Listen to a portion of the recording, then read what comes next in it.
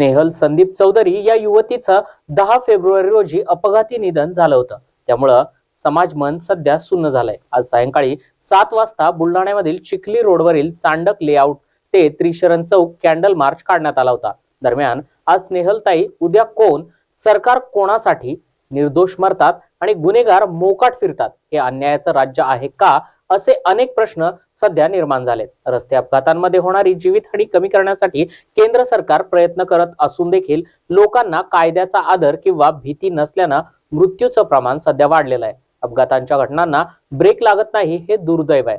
त्रिशरण चौकामध्ये अपघात झाला आणि या अपघातामध्ये एका 24 वर्षीय दुर्दैवी पीडित मुलगी गतप्राण झाली. या मुलीचं नाव शीतल संदीप चौधरी असं आहे. एका बोलेरो गाडीनं मुलीचा जीव घेतला आणि मुलीसोबत तिची आई सुद्धा गंभीररित्या जखमी झाली होती. दरम्यान आज समस्त बुलढाणाकरांनी चिखली रोडवरील चांडक लेआउट ते त्रिशरण चौक येथे कॅन्डल मार्च काढून शोकसभा घेण्यात आली आणि आरोपीला फाशीची शिक्षा झाली पाहिजे अशी मागणी देखील यावेळी करण्यात आली.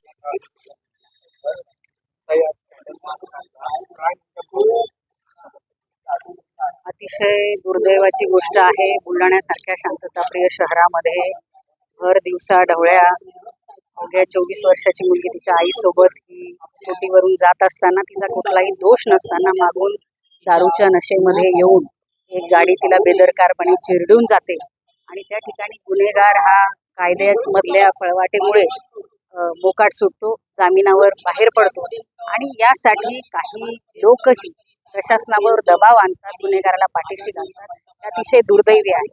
अवघी 24 वर्षाची मुलगी जी स्पर्धा परीक्षेची तयारी करत होती, त्या मुलीला अशा प्रकारे हकनाक आपला जीव गमवावा लागणं काहीही दोष नसताना, यामुळे प्रचंड मोठ्या जनभावनांचा उद्रेक झालेला आहे. आणि ही आज घडलेली घटना, 3 दिवसापूर्वी घडलेली घटना, ही घटना यानंतर पुन्हा घडू नये यासाठी प्रशासनाने त्या आरोपीवर सदोष मनुष्यवधाचा गुन्हा दाखल केला पाहिजे. त्याचं त्या ठिकाणी गाडीच्या संदर्भामध्ये त्याचे कुठलेही डॉक्युमेंट अपडेट नव्हते, त्यांचे स्वतःवर त्यांच्या त्या गुन्हेगारावर 2-3 याआधी गुन्हे दाखल होते. ही सगळी पार्श्वभूमी असतानाही सर्रासपणे जामिनावर त्यांना सोडलं जातं आणि हकनाक एका मुलीचा बळी जातो. हे अतिशय दुर्दैवी आहे. त्यामुळे प्रशासनाने किमान याची दखल घेऊन ही घटना यानंतर असे घडू नये यासाठी प्रयत्न केला पाहिजे. आणि दुसरी महत्त्वाची गोष्ट म्हणजे त्या गुन्हेगाराला कठोरात कठोर शिक्षा झाली पाहिजे. या मागणीसाठी सगळे बुलढाणेकर रस्त्यावर उतरले.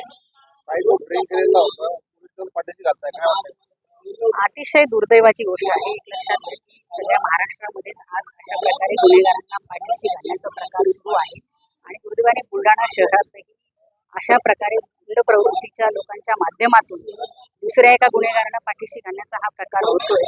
खरं म्हणजे हे दुर्दैवी आहे. एखादा जीव हकनाक त्या ठिकाणी जातो, काहीही चूक नसताना उद्याचं भविष्य असलेली मुलगी अवघ्या 24व्या वर्षी आपला जीव गमावते.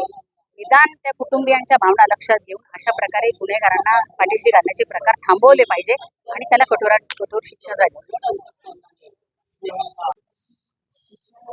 परवा बुलढाणा येथील त्रिशरण चौकामध्ये स्नेहल चौधरी नावाच्या अतिशय तरुण तडफदार युवतीचा निर्घुण अपघात झाला आणि त्या दुर्दैवी अपघातात तिचा अगदी घटनास्थळीच मृत्यू झाला.